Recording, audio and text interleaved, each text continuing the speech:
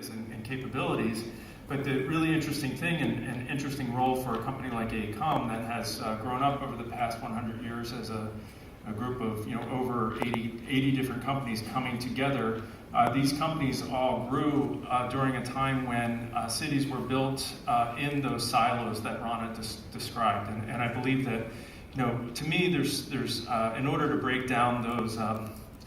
I guess two things I want to try and address in a few examples. How do we achieve that horizontal thinking that Rana described, so breaking down the silos, and how do we integrate technology and all the all the amazing stuff that's here at CES? How do we integrate them into cities so that we can solve that crisis as fast as possible?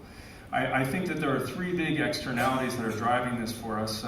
So the resiliency issues, so natural events and also man-made threats to our cities. Secondly, I think we really need to reverse the trend that infrastructure during the past 100 years often caused social problems, so that it fragmented cities. And I really believe and very committed to the idea that any infrastructure that we invest in should bring communities together over the next 100 years. And finally, I think that the way that we pay for infrastructure has in the past been thought of as a capital cost, but really now we have to start thinking about it as a life cycle cost. So I'm going to show you a couple examples just to make that come to life. This first example is an example that we've been working in Chicago. I think it demonstrates horizontal thinking because it's bringing the utility, the ComEd, and the city of Chicago together.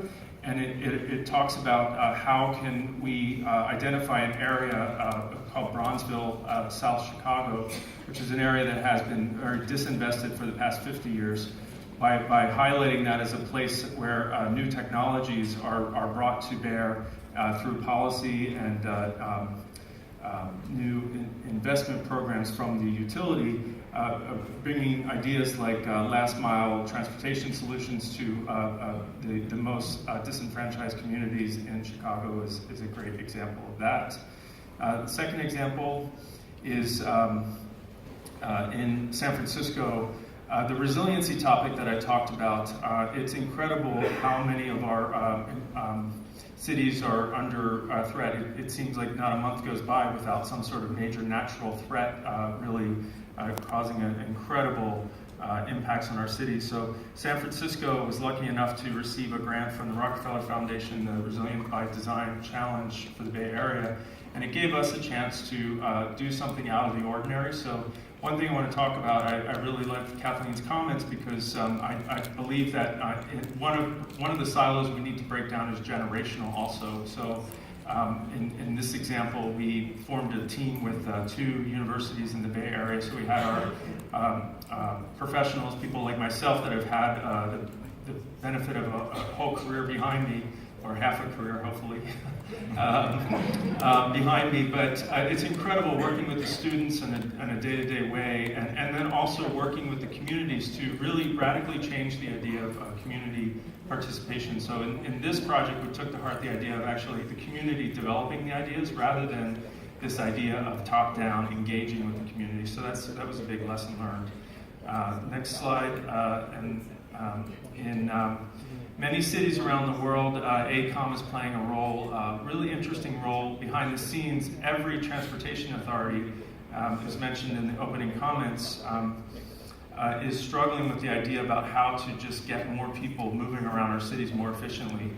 We're doing this type of work in most major cities around the world, partnering. So ACOM's traditional transportation engineers really understand what it takes to make an intersection or a curb work better.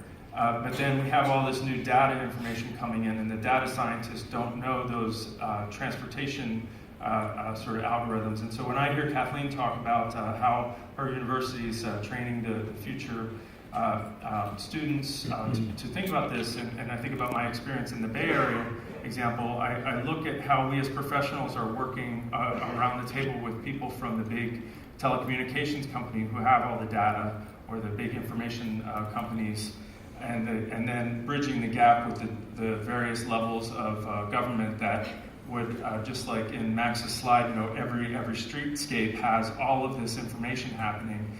And it's really fascinating because one thing that you know, getting to the